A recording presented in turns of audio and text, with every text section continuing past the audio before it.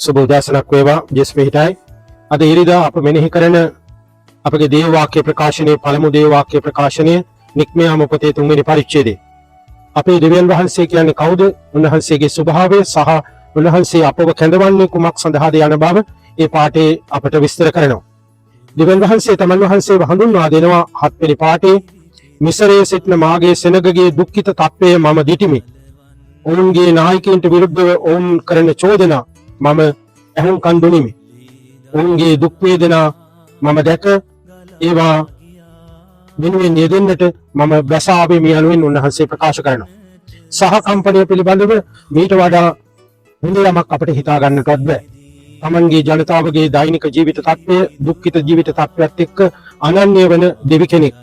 සහ කම්පනයේ දෙවියෝ යෙදෙන ක්‍රියාත්මක වෙන දෙවියෝ. ඒ දෙවියෝ මෝසෙස්ව බලගන්වනවා උන්වහන්සේගේ නික්මයාමේ විමුක්ති ක්‍රියාදාමයේ ක්‍රියාවට නගන්නට. අද අපි මෙනෙහි කරන දෙවන දේව වාක්‍ය ප්‍රකාශනය 1 කොරින්ති 10 පෞල්තුමා කියනවා ඒ අධ්‍යක්ීම විස්තර කරලා සියල්ලෝ එකම අමාපැන් පානය කළහ කියලා. ඒ අමාපැන් පානය කරපු පර්වතය තමයි ක්‍රිස්තු රජාණන්. උත්ථාන කරන ලබු ක්‍රිස්තුන් වහන්සේ අපිව කැඳවෙනවා. පියාණන් වහන්සේ උන්වහන්සේට බාර දුන්න ඒ දූත මෙහෙවර අපි මගින් කරගෙන යන්නට අපට සම්බන්ධ වෙන්නට. ඒ නිසා දුක්ඛිත භාවයේ පීඩනයේ සිටින සියලු ජනතාව නිදහස් කරන්නට ජේසුස් ස්වාමීන් වහන්සේ ඔබ මාව කැඳවනවා.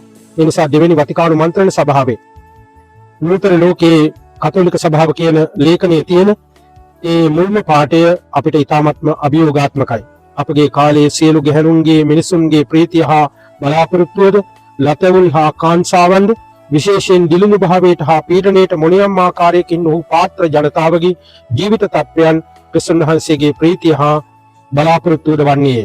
සැබවින් ඔවුන්ගේ හදවත්වල දෝංකාරයක් නන්වන්නට නොහැකි කිසිදු අව්‍යාජ මානවත්වයක් නොමැත්තේ කියලා. ඒ නිසා අපි ඉල්ලලා යාඥා කරමු අපව කැඳවා තියෙන ඒ විමුක්ති මෙහෙවර සඳහා යෙදෙන්නට අපව නිරන්තරයෙන් බලගන්වන්නට කියලා.